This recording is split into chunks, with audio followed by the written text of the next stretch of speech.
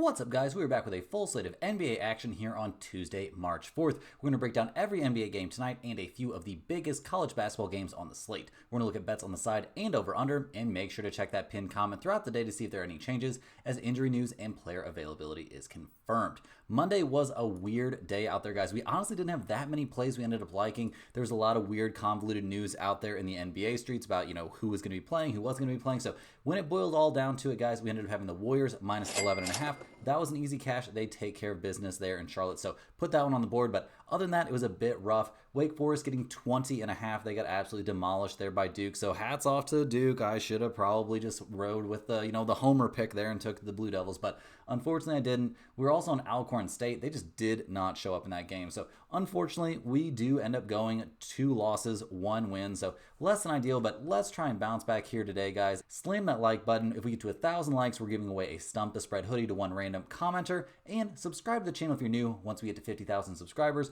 we're giving away another hoodie, and we're getting very, very close there. We're around 1,400 away.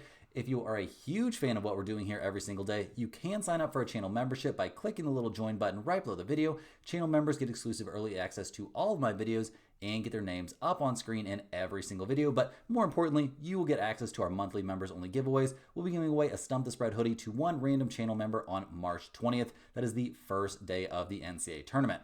All of our videos are sponsored by StumpTheSpread.com. We have a team of experienced cappers over there. All of us have at least 15 plus years in the industry, and together we cover all the major sports. Right now, our premium members are getting daily college basketball, NBA, NHL, and UFC picks, and Major League Baseball, guys, our most profitable sport the last 3 years running, is right around the corner. Click the link in the description to head over to StumpTheSpread.com and see everything we offer, including free-to-use bet size calculators, exclusive free picks not covered in this video, and our premium top confidence picks. If you aren't ready to become a premium member, sign up for a free account to get access to our email newsletter, which will get you free picks straight to your inbox every day and updates on our results. Just make sure to check your spam folder. Comment below with any bets you're looking at today or any other feedback you have for me, and I will personally respond every single day. As always, our favorite picks will be in the pinned comment down below. Now let's get into our first game of the day. We've got the Houston Rockets going on the road to take on the Indiana Pacers. The Rockets come into this game 37-24 on the season, but they've dropped their last 2 in a row. They kept things pretty competitive their last time out. They did eventually lose 137-128 there at Oklahoma City. Yeah, SGA went nuts. He went off for 51 points in that game. The Rockets just didn't have any answer out there. They're getting pretty frustrated, got pretty chippy there at the end of that game. But yeah, SGA just was not going to be, denied out there. There are question marks about, what kind of buckets he gets. I mean, he put up 51 points, only 10 free throws. So say what you want. Those were some pretty ethical buckets, at least in that game. On the Rocket side, Cam Whitmore played great. 27 points from him, 25 points from Reed Shepherd. Obviously, guys, this is a team that was not at full strength whatsoever, and they played really well. Some big performances out there. 14 points off the bench from Aaron Holiday. They shot 45.7% from 3. They didn't shoot nearly as many free throws as their opponent, but that's kind of what you expect in this matchup. But they kept things very, very even on the board. So across everything, guys, a pretty positive night there for a very banged up Houston Rockets team. So if they can get that kind of production from their bench guys, maybe this is a good sign of things to come. But this is a little bit sketchy. They're going to be playing on no rest here. We saw Fred VanVleet, Amen Thompson, Dylan Brooks, Alperen Sengun all sit this first half of a back-to-back out. Will they be back for the next one? Well, it's going to be interesting to see. It looks like it's definitely possible. We did see Fred VanVleet look really, really bad in his first game back from that ankle issue, but I think we'll see him return to action here on Tuesday. Maybe he'll have his legs under him a little bit better. Amen Thompson, not a guy that misses a ton of time, but he did miss that game due to a shoulder issue. I think this is just a case of him sitting out for, the first half of back-to-back. I expect him to be back. I also think we're going to probably see Dylan Brooks back for this one. He was out due to a right knee contusion. Doesn't sound like the kind of thing that's going to keep you out multiple games. And Alperen Sengun with a back issue, I think it's the same case for him. I fully expect him to be back for this game as well. So I think the Rockets going to be very, very close to full strength here as they go on the road here on a back-to-back to take on the Indiana Pacers. The Rockets, a lot of their very key players are going to be fully rested here, but the Pacers have been playing okay. They are only 2-2 over their last 4 games, but a loss at the Heat, a loss against the Denver Nuggets, wins against the Bulls and the Raptors. I don't know. It's just a little bit hard to pin down what you're going to get from this Pacers team on a nightly basis. In their win against the Bulls, a 127-112 win, pretty comfortable stuff. I mean, it was relatively even there in the first half. They did pull away there in the fourth quarter, so definitely, closer to a full effort game there to beat a pretty bad Chicago Bulls team. The bench really was struggling there for the Pacers. As a team, they shot 43% from three. That will certainly get the job done, but really, I mean, Halliburton 17 points, 27 there from Nesmith. Siakam, not his best game, but still put up 20 points, 6 rebounds, 4 assists. Like a pretty good game, honestly. If that's your weak performances, that will definitely work. So we like what we're seeing from the Pacers starters in general. Just that bench leaving us wanting a little bit more. So we'll see what they can put together in this one in terms of their injury report. Right now, it's looking very, very clear. I mean, Matherin's still on there. Obviously, he's been on there for a bit now. He's doubtful for this game with a sprained left wrist. Obviously, a sprained wrist, kind of a difficult thing to play through, so we'll see what happens, but I don't really expect to see him out there on the floor. So, looking at the numbers for this game, the Pacers are 4-point favorites at home. We've got a total of 229. Houston actually 17, 11, and 1 against spread on the road. They are really bad against the spread team on no rest. They're 5, 8, and 1 against spread when they don't have a day off in between. But this is a different situation with all these guys that sat out the first half of the back-to-back being their main contributors. Houston, also a team that likes to bounce back. They're 13 and 9 against spread after a loss. The Pacers, 14, 13, and 1 against the spread at home. Only 14 and 19 against the spread after a win. So, guys, this is a little bit early line here, obviously, but with the Rockets getting 2 possessions right now, I'm leaning towards the Houston Rockets on the road.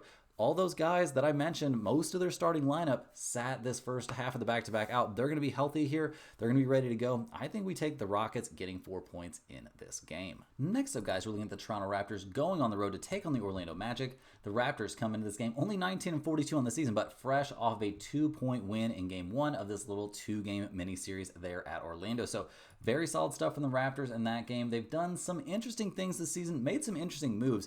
It's going to be cool to see what this team can do down the stretch, like as a franchise. Like, what are their goals? Who are they looking to hold on to long term? Some weird news came out today about the potential of them moving RJ Barrett, or like that was a possibility during the season or before the trade deadline or something like that, but we're not too wrapped up in that. I don't think that's going to be, heartbreaking there to RJ Barrett. We'll see. It could have an impact, but I'm not going to hold my breath and wait for, something to implode there. I think it's fine. I think that's probably not a big deal. The Raptors come into this game, guys, relatively healthy. We do see Grady Dick and Abaji on the injury report there. Grady Dick apparently won't play here on Tuesday, dealing with a knee issue. He did play in game 1, but only played 16 minutes, only had 2 points. Honestly, Grady Dick fading really, really hard here at the end of the season. So we'll see if he can pick things back up once he gets healthy.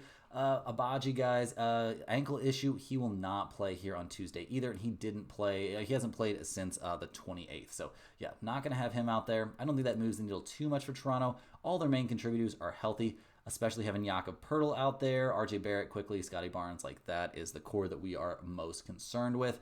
They're going on the road still, staying in Orlando to take on the Magic, who have now lost 3 straight. They're down to 29 and 33 on the season, which really is not going the way I would have guessed this Orlando Magic season was going to go if you would have looked at their first 20, 30-ish games. Before we saw both Franz Wagner and Paolo Banchero go down, all of a sudden things are in a tailspin. They're down to, the 8th seed now? They're 1 game back of the Heat for the 7th seed. They're, not going to fall out of the play-in necessarily. There's nobody good enough in the East to overtake them, but it has been pretty bleak for a team that looked like they could have home court advantage in the first round of the playoffs. But we'll see if they've got a bounce back in them here. They come into this game looking very healthy overall. I mean, Cole Anthony starting at point guard wasn't really the plan there. We don't know when or if Jalen Suggs is going to be coming back, so that's not ideal. Obviously, you got Franz Wagner and Paolo Banchero. You expect to be competing and winning some games, but that just really hasn't been the case. It feels like they lack a lot of perimeter defense at the moment, and any team that has the kind of size and athleticism to guard Franz Wagner and Banchero really seems to do well against Orlando. And that's what we saw in game 1 here, guys. I mean, RJ Barrett, a big day for Toronto, 22 points, 24 there for Quickly. The Toronto Raptors only shot 31.8% from 3, but we did not see anything amazing there for Orlando. I mean, Franz Wagner and Banchero both put up good numbers, 25 and 23 points respectively, but Banchero had to get almost all of his points at the free throw line. As a team, the Magic shot 33% from 3. They shot 42 free throws, still managed to lose this game by 2 points. So that's a little bit tough. They also got out-rebounded in this game. So looking at the numbers here, guys, we see kind of what you would expect to see independent of what happened in the first game. I don't know, man. The odds makers not making much of an adjustment here. The Magic are still 7-point favorites at home. We've got a total of only 209 in this game. Toronto 16 and 13 against spread on the road, 10-8 against spread after a win. Orlando, 17-14-1 against spread at home, but that's not a number that's been trending in a great direction recently. They are 12-19-1 against spread after a loss. Guys, I think you could honestly talk me into taking a look at the over in this game potentially. I think we'll see a little bit better shooting possibly, but I'm not really too worried about that. What I do like a lot is taking the Toronto Raptors here at +7 to run this one back. I do think Orlando maybe gets the win. Like that last game could have gone either way, but they're not going to win it by 4 possessions. So definitely give me the Toronto Raptors and the points in this one. Next up, guys, we got the Milwaukee Bucks going on the road to take on the Atlanta Hawks. The Bucks come into this game 34-25 on the season, so probably feeling pretty okay with where they're at right now. They're holding on to that 4 seed. They are tied with the Pacers and only 1 game up on the Pistons, so every game matters here down the stretch for Milwaukee. They're obviously not going to be catching the Knicks or the Boston Celtics, but still, they, I'm sure, want to hold on to home court advantage there in the first round. And they're fresh off a nice win against the Mavericks. We were on the Bucks in that game, so thank you, Milwaukee. 29 very efficient points there from Giannis. We saw good stuff from Dame as well. 28 points from him. He's a +22. Big scoring coming off the bench there by Gary Trent Jr. Can you count on that on a nightly basis? I would say no, but it's nice when he does step up. They did shoot 10 more free throws than Dallas, which is helpful. They did a very good job on the boards against, clearly an outsized Mavs team that just has all their big guys hurt right now. So I'm sure things are going to turn around for Dallas once they get healthy, but right now it's looked pretty bleak. Liking what we're seeing there from Milwaukee, though, for sure. They come into this game, I would say they're looking relatively healthy, kind of what you expect to see. Giannis, as always, there on the injury report, but he's probable for this game. We see Kyle Kuzma on the injury report as well. He is, didn't do a lot of practice on Monday. Going to be listed as doubtful for this game on Tuesday. He did have an MRI on his right ankle. It came back clean, so the hope is that he's going to make a quick recovery. He did play 32 minutes against Dallas, but I would say it's pretty unlikely that he ends up playing in this game. But we'll have to see. They're going on the road to take on these Atlanta Hawks, who come into this game fresh off of a 32-130 win, a crazy last-second bucket by Caris LeVert, newly acquired Caris LeVert. Ends up giving the Atlanta Hawks the nice road win there against the Memphis Grizzlies, who are absolutely falling apart at this point. Pretty crazy to see that drop off, but a big Ricochet game for sure. What did he put up? It was a very big night for him. What did he have? He had 27 points, 5 of 7 from three-point range. When that 3 is going in, and really all of his shots were going in, all of a sudden he looks like quite the good draft pick there. So we'll see how he matures down the stretch. Caris LeVert going nuts off the bench on a nightly basis for the Hawks, so that's got to feel very good. Dyson Daniels playing well, playing good defense. Trae Young, very content in that facilitator role. He did have 5 turnovers, but he had 15 assists in the win. So very good stuff there from the Hawks, who shot the lights out. They didn't even have to play the starters, half is a strong word, but they didn't play the starters that extended of minutes. I mean, nobody played more than 36 minutes there for Trae Young, 33 for Dyson Daniels, Ricochet 32 minutes. So nobody really playing an insane minutes load here on the front half of back-to-back, but it's still going to be a little bit rough, guys. They are traveling from Memphis to Atlanta, so obviously not a bad flight, but still, you're going to be a little bit tired the day after a game like that. So we'll see what things look like for the Hawks here at home. Their injury report isn't fully updated yet, so we'll have to see. We do expect Niang to be out for this game, but we don't really have any major reason to expect anybody to sit out the second half of a back-to-back, but it's always a possibility. So looking at the numbers here, the Hawks, at first glance, they're getting 5.5 points at home. We've got a total of 243.5. Milwaukee only 11-18 against spread on the road, but that's a number that's been getting better. They're 15-18-1 against spread after win, another number that's been progressively getting better. The Hawks 12-16 against spread at home, 6-6 against spread on no rest this year, and 14-13 against the spread after a win. So guys, this is a weird spot. I'm honestly leaning a bit towards the Milwaukee Bucks here on the road against what I would think would be a very exhausted team there for Atlanta, but we'll see what goes on with this one, see what that Atlanta injury report looks like, and see what kind of line movement we have on this one.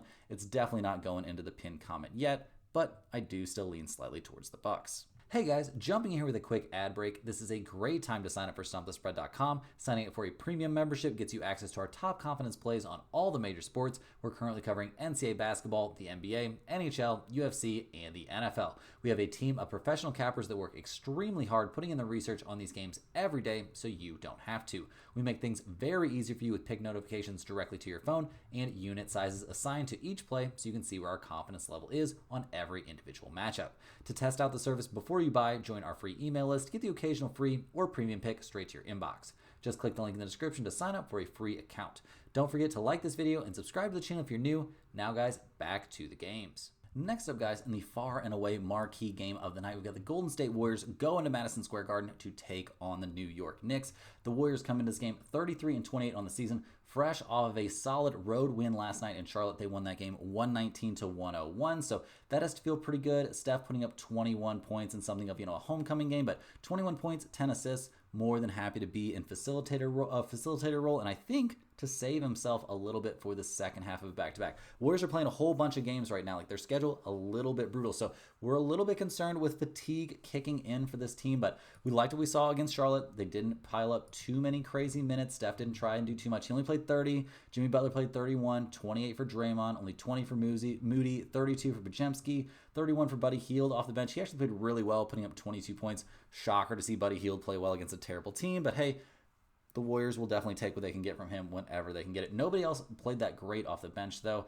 The Warriors shot 53s in the game. I don't know how sustainable that is, but they also did a great job on the boards, obviously against a terrible team. So we'll see what things look like, see what the injury report looks like as it, becomes much more available. But I would definitely expect Curry to be playing in this game. I mean, he did apparently tweak his ankle a little bit, but it sounds like he is definitely, and this is out of his own mouth, it sounds like he's going to be fine to play. Kuminga is, rounding into form. He should be playing pretty soon. He obviously didn't play there on Monday, but I think there's an outside chance that he could be back for this game. But yeah, I don't think we don't have any confirmation either way that there's a chance he comes back for this one, and I don't think that's going to move the needle for me a ton. When he does come back, I would kind of expect him to be on a minutes limit and probably not to get that much burn out there. So other than that, the Warriors are healthy here as they go on the road to take on these New York Knicks, who are 40-20 on the season. It seems like they've gotten back on track a little bit, but wins against the 76ers, Grizzlies, and Heat, not exactly moving the needle for me a ton right now. I mean, a 5-point win against the 76ers, a 1-point win over the struggling Grizzlies,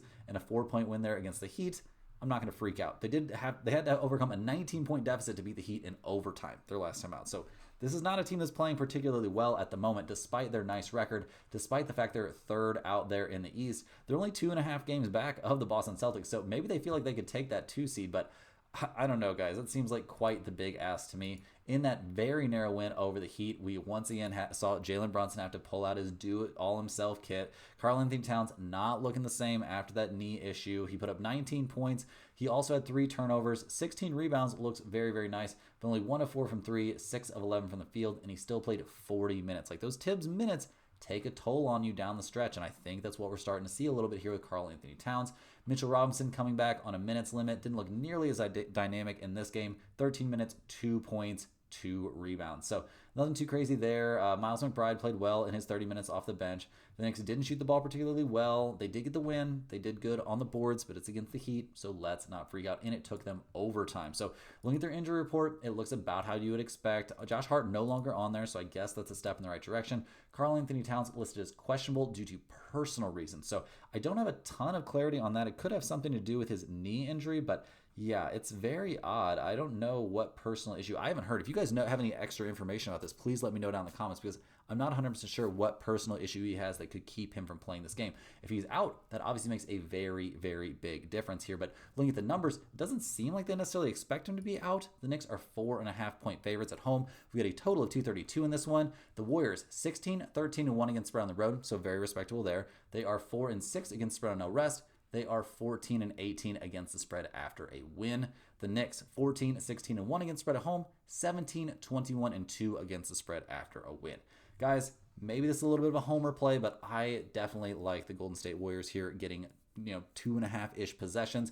I think we see a big game from Steph Curry. He is going to torch Jalen Brunson. I mean, if they put Mikal Bridges on him, maybe that changes things a little bit. But right now, the Warriors are very, very hard to guard with Jimmy Butler out there. So we need confirmation that Jimmy Butler is going to play in this game. I expect him to play. I expect Steph to play. I expect everything to be fine. If the Warriors are at full strength, getting 4.5 points here, I think they're live to win this game. Steph has had some of the biggest performances of his life there at Madison Square Garden. These Knicks are a little bit fraudulent right now, guys. They're not playing their best. They're starting to wear down late in the season, which is very, very typical of a Tom Thibodeau coach team. So definitely give me the Warriors and the points in this one. This is a great chance to end up in the pinned comment. Next up, guys, we got the Cleveland Cavaliers going on the road in this one to take on the Chicago Bulls. We see the Cavs come into this game 50-10 on the season. They're fresh off a crazy 133-129 win there against the Portland Trailblazers. We see Jerome getting fined $25K for criticizing the officials. I'm not going to go too far in depth on whether I think he's right or wrong there, but it did take the Cavs overtime to beat the the Blazers. That being said, it was not the full strength Cavs. They didn't have Donovan Mitchell. Unfortunately for Cleveland, it's kind of becoming a little bit of a trend that Darius Garland continues to struggle a little bit. He was only 4 of 16 from the field in that win. It was really DeAndre Hunter that carried the team. 5 of 9 from 3, 32 points from him. Very, very good stuff. The bench also went nuts. Ty Jerome, very helpful there, guys. He was a plus 14, scored 25 points. The dude shot 7 free throws in the game, so maybe going nuts on the officials is a little bit much, but I don't know.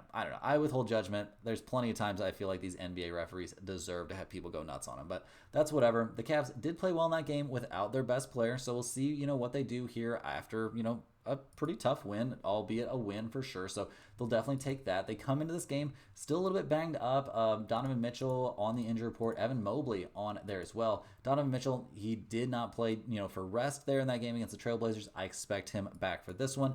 Evan Mobley has been ruled out for this game for rest. So not going to have Evan Mobley, clearly their best defender out there, but we'll see if that makes the big difference here as they go on the road to take on the Chicago Bulls, who aren't having a great time. They're fresh off a 127-112 loss there against the Pacers. I guess they are, 2-2 over their last 4, which isn't bad for a team that's 24-37 on the season. The Bulls come into this game, they're holding on to that 10 seed. They're trying to fight off the Brooklyn Nets, who are only 2.5 games back. Like, it's definitely not impossible. There's enough games left that we could see Brooklyn trying to steal that spot, or in theory, even the Philadelphia 76ers, but that seems like quite the stretch to me. Philadelphia looking pretty freaking bad. They just lost to the Portland Trailblazers by 17 points tonight. So we'll see what happens with that race. The Bulls in general, in that loss against the Pacers, did not look great and haven't really looked great recently. I mean, Jacoby White, a good game, putting up 26 points, but I'm not freaking out about anybody else really on this roster right now. They shot 30% from 3. They didn't do, they had a rebounding edge, I guess, but I'm not about to freak out about a rebounding edge against the Pacers. So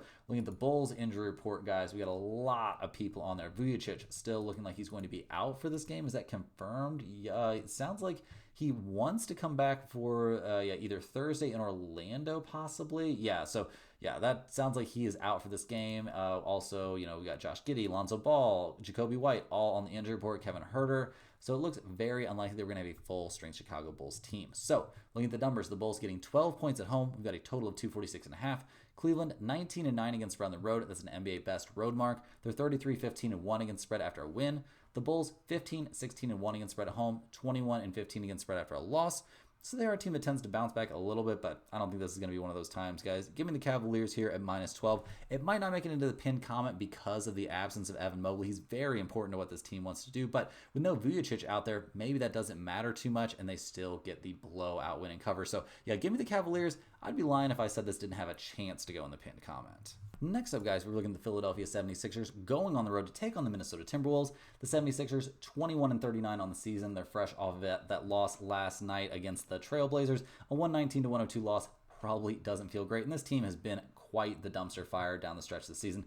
That win over the Warriors, I'm sure felt great, but they are not putting together a lot of other positive things.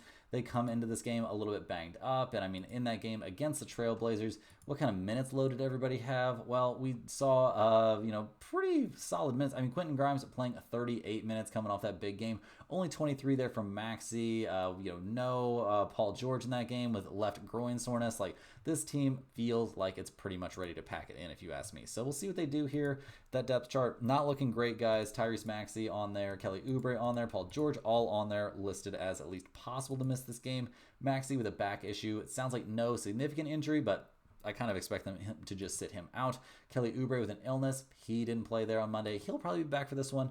Paul George out with a left groin soreness. I think there's a chance he misses this game as well. So we'll have to see. They're going on the road here to take on the Timberwolves, who are fresh off of a much-needed 116-98 win there at the Phoenix Suns. Kevin Durant saying the Suns should be embarrassed. I don't know, man. Your team just sucks, and you've created another toxic environment. So I don't know what to say about that. For the Timberwolves, we saw Julius Randle come back, play really, really well, put up 20 points.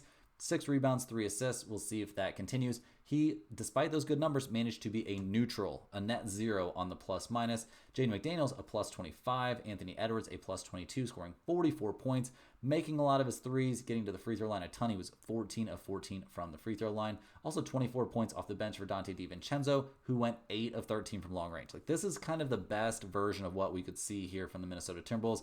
I guess you would add in Rudy Gobert playing really well, but that doesn't happen too often anymore. So we'll see what Minnesota can do in this one, see if they can replicate that kind of success. They come into this game looking relatively healthy. We're not sure if Julius Randle's going to play. Rudy Gobert remains out. Julius Randle questionable due to a right groin strain. So that's a new injury, right? Is that a new injury or an old injury? Yeah, it sounds like they're just keeping him out on the second half of a back-to-back. So we'll see, or the first leg of a back-to-back set. So we'll see what they do. Rudy Gobert, yeah, he's definitely out for this game. Timberwolves 12-point favorites here. We've got a total of 221.5. The 76ers 11-16-1 against spread on the road, 4-6 against spread on no rest, 12-25-1 against spread after a loss. The Timberwolves are only 10-19-1 against spread at home, 14-18 against spread after a win. Guys, this is a game I really have very little interest in. It feels like a spot to point towards the 76ers a little bit. I don't think the Timberwolves are going to take this one super seriously, is what at least the vibe that I'm getting right now. And I mean, it is, the front half of a back-to-back. They play this game at home, and then they have to go straight to Charlotte to play there on Wednesday. So we'll see what happens. Not a game that I have a ton of interest in. Next on the docket, we're looking at the Brooklyn Nets. They're going on the road in this one to take on the San Antonio Spurs. The Nets come into this game losers of 4 in a row. They just got kind of manhandled there by the Pistons, so that probably didn't feel great. And losing to the Pistons, Blazers, Thunder, and Wizards, like, you had to think if you're a Nets fan that you were going to win one out of those. But yeah, just not looking so hot right now. They're maybe getting healthy, but it doesn't appear that is necessarily helping. I mean, in that loss against the Pistons, we saw, just not a lot of positives, guys. I mean, Cameron Johnson, only 3 of 20 from the field, 0 of 10 from 3. That's pretty brutal, and they are really just not playing anybody at this point as they continue to tank out the end of this season. We saw Cam Thomas not play, D'Angelo Russell also not play, so will we see those guys suit up for this one? Well, right now it looks like they will. Looks like they should be at full strength, like literally a full-strength Brooklyn Nets team, like Cam Thomas playing, D'Angelo Russell playing, Nick Claxton ready to go, Cameron Johnson, Zaire Williams, like, this is as good as the Brooklyn Nets roster can get right now, and they've looked good at different points this season. So we'll see what they can do on the road against the San Antonio Spurs. We just saw a crazy game there for San Antonio. We had, 3 guys got ejected in that scuffle between the Spurs and the Thunder. And with the Spurs now, I don't know, guys. That looks a little bit rough there. I mean, they're 25-34 on the year. Wemby being out and Pop being gone has really torpedoed things for this team. So we'll see what they do. Technically, they look healthy for this game. Like Chris Paul, De'Aaron Fox, ready to go. Like starting center Bismack Biyombo ready to go. That's not a great sign, guys. Stephon Castle on the injury report there. We'll see if he ends up suiting up. He's technically questionable there with a thumb injury. So even if he plays, how good is he going to be? I'm not super high on the Spurs team right now, guys. They're 4.5-point favorites at home. We've got a total of 224 out there, but the Nets are actually 19-11-1 against spread on the road, 20-17-1 against spread after a loss. San Antonio only 13-16 against spread at home. They're 17-16 against spread after a loss. Guys, I think this is a great spot to take the Brooklyn Nets, getting 4.5. They're healthy. I think they're all going to play in this game. I think that makes a big difference. Give me the Nets here. I think they have a reasonable chance to win this game straight up. Next up, guys, we're looking at the LA Clippers going on the road in this one to take on the Phoenix Suns.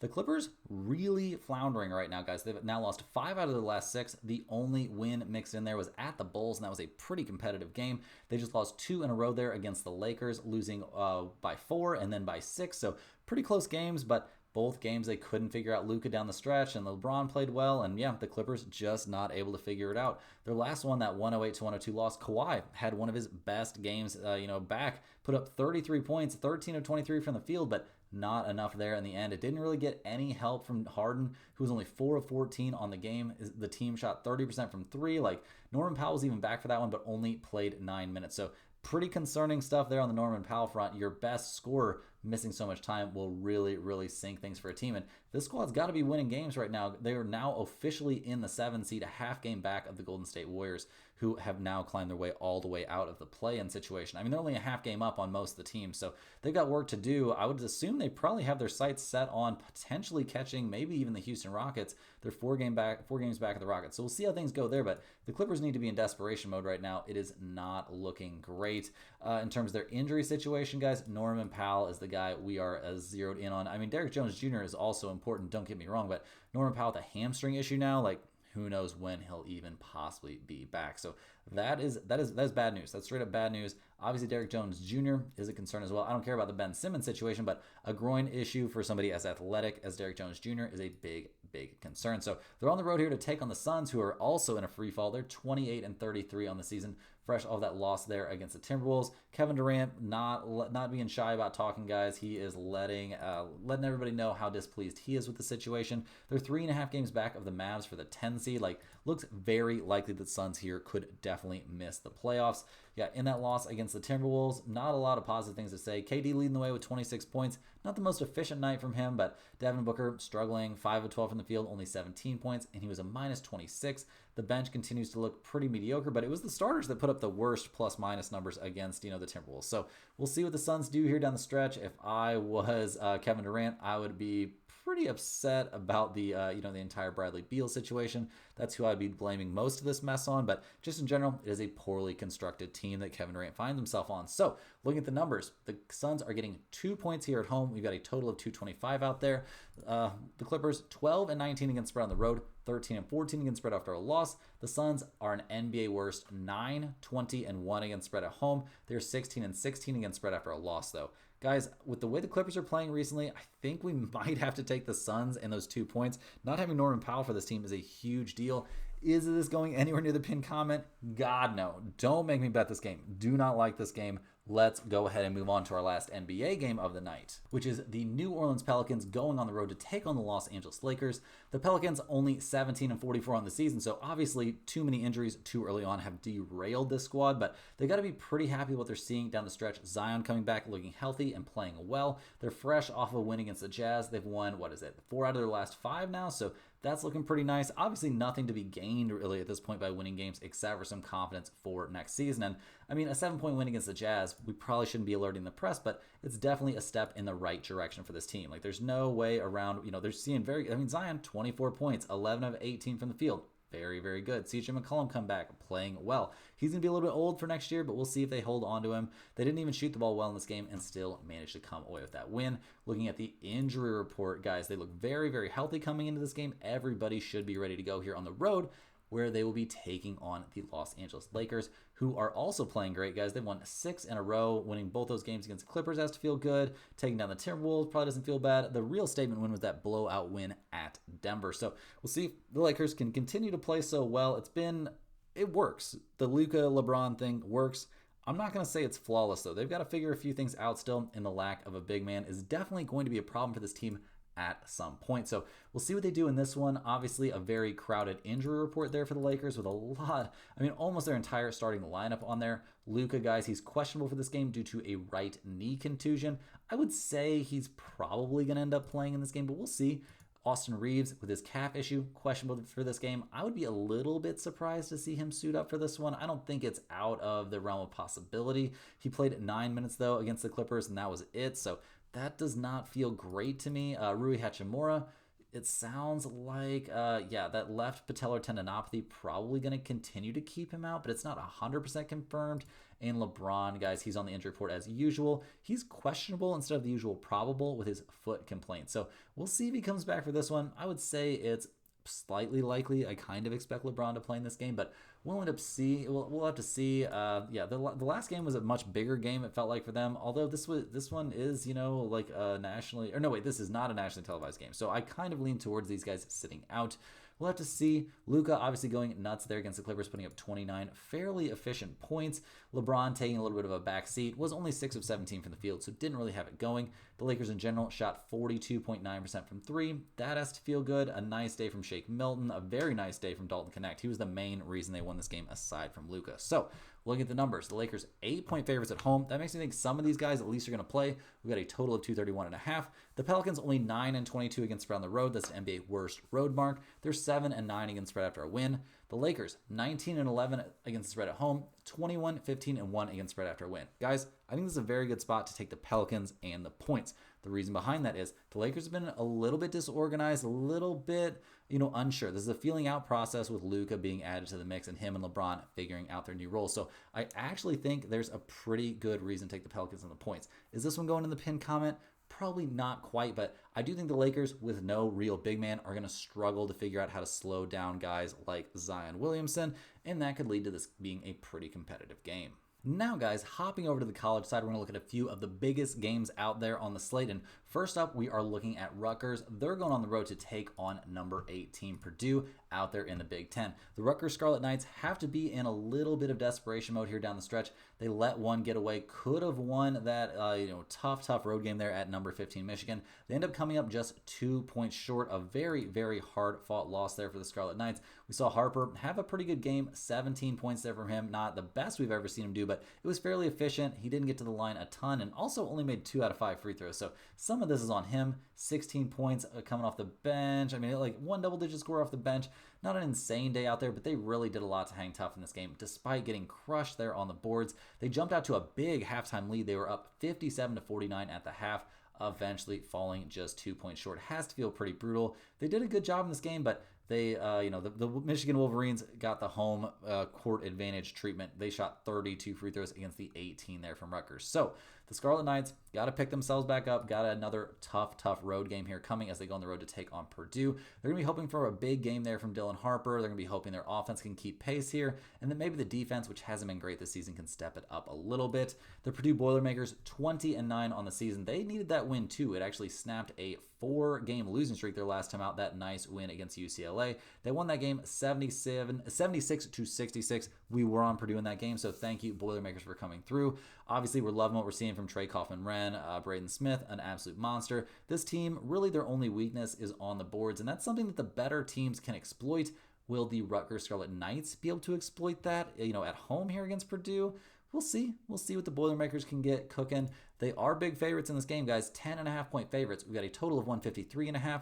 Rutgers 4-5-1 against spread on the road, 16-12-1 to the over. Purdue 9-6 against spread at home, 17-12 to the over. First up, I think over 153.5, very live in this game. Neither team can rebound that well. That tends to possibly lead to more offense, and both teams can score a little bit and maybe aren't playing their best defense right now. So I'm leaning a bit towards the over in this game, but I also think there's some very solid value there on Rutgers getting 10.5 points. I think they're going to make this one close. They're in desperation mode to gain those, resume building wins, and whether they win this one or not, I think it's very competitive. Next up, guys, in one of the biggest games of the night, we're out there in the SEC. We've got number 1 Auburn going on the road to take on number 22 Texas A&M. The Auburn Tigers have clearly looked like the best team in college basketball this season. They're 15-1 out there in the SEC. They're 27-2 overall. They're fresh off of a 94-78 win there against Kentucky. They were at Kentucky. We were on Auburn in that one. A lot of people were saying you got to take Kentucky. This is a huge game for them, blah, blah, blah, blah. They're just not good enough, guys, and this Auburn team is nuts. Putting up 94 points right after putting up 106. There's a reason that they're currently ranked 5th in the nation, putting up over 85 points per game on average. They've got Johnny Broome, one of the best players in all of college basketball. They're elite on the boards. They're elite defensively. There's not really a lot more I can say about this team. Like, they are just freaking real good, and it's a little bit scary for any team that's going to come up against them now in the conference tournament or once we see the big dance kick off. So we'll see what they do on the road here against the Texas A&M Aggies. They are the 22 ranked team in the nation. They're they're good. Don't get me wrong, but they haven't been good recently. They've lost their last 4 in a row. It hasn't been against bad teams, guys. I mean, they lost at Mississippi State. They got blown out in that one, so that wasn't a good look. But then they lost by 8 points at home against Tennessee. They lost by 2 points at home against Vanderbilt. That's one I'm sure they wish they could have back. And their last time out, they got kind of manhandled there at number 3 Florida, losing 89-70. So now they got to take on Auburn. Like, things are not getting easier for this team. The offense starting to slip a little bit. The defense can only do so much for you. They're an elite rebounding team at least. They're going to be hoping they can hold their own on the boards here against Auburn, but that feels like a bit of a big ask to me. And Texas A&M getting 5.5 points at home. We've got a total of 148.5. Auburn 5-4 against spread on the road, 18-11 to the over. Texas A&M 9-5-1 against spread at home, 18-11 to the under. Guys, I'm going to be leaning here a bit towards Auburn at -5.5. It might not be one of my favorite plays of the night. Like, Auburn sitting at 15-1 in conference play. Like, they got the SEC sewn up. Like, they don't have anything to worry about right now. But they still probably want to finish the season off pretty strong. They want to make sure they get that number 1 overall seat in the tournament. So I don't expect them to let down here. I think they win this game by at least 6. Last but not least, in what I would say is the other biggest game of the college basketball slate, we've got number 23 BYU going on the road to take on number 10 Iowa State. The Cougars, guys, they come into this game, 21-8 on the season, 12-6 in conference play. They've won their last 6 in a row, including wins over Kansas, Arizona, and their last time out they dealt with West Virginia very comfortably, winning that game 77-56. Now they got to go on the road for a really, really tough road test. And the last tough road game they played, they did beat Arizona by 1 in a crazy, crazy game. Other than that, their tough road tests have been a little bit few and far between. They got destroyed early in the season at number 14, then number 14 Houston. So we'll see what they can do here. This is an elite offensive team that doesn't play the best defense and can be taken advantage of on the boards on occasion. But overall, a pretty good squad, but they're taking on a really good squad in the Iowa State Cyclones, who are 22-7 on the season. They're 12-6 in conference play, so tied with BYU. This is a game with major seeding implications here. We see, the Cyclones fresh off of a blowout win at home there against number 22 Arizona. They won that game 84-67 in a game they took control of the entire way. So we'll see what they can do here against BYU. Obviously, not an easy team, but they have to be very, very thankful to be playing this game at home instead of at BYU, where it can get pretty crazy. We see, a very good Cyclones team offensively, 80 points per game, elite defense as well. The rebounding numbers, maybe not exactly what they would wish for, but they're not horrible. I think they've got more than enough to keep things even here with BYU, but they're going to have to do better than keep things even, guys. The Cyclones are 8.5 point favorites here at home. We've got a total of 150.5. BYU 5-5 against spread on the road, 16-13 to the over. Iowa State 9-7 against spread at home, 17-12 to the under. Guys, I'm going to be taking Iowa State at home. This game's not going in the pinned comment, but I think they probably win by double digits. I don't think BYU is going to handle that environment very well. I think we're going to see the Cyclones really, really dominate this game defensively, shut down the shooting there of BYU, and that is going to spell trouble there for the Cougars. All the games we have for today, guys. Hit that like button for good luck on all of your bets, and to get us closer to giving away a hoodie, subscribe to the channel to keep updated on everything that's going on, and also to get a chance to win a free hoodie once we get to 50,000. Let me know in the comments any questions you have on today's slate. And most importantly, guys, click that link down in the description to get over to stumpthespread.com. You can see all of our top confidence picks over there. If you sign up to be a premium member, you can get on the free email list. You can take advantage of all of our free tools over there. And it's just a very, very good resource. So definitely get over there and check us out. And we will see you guys tomorrow for more sports betting action.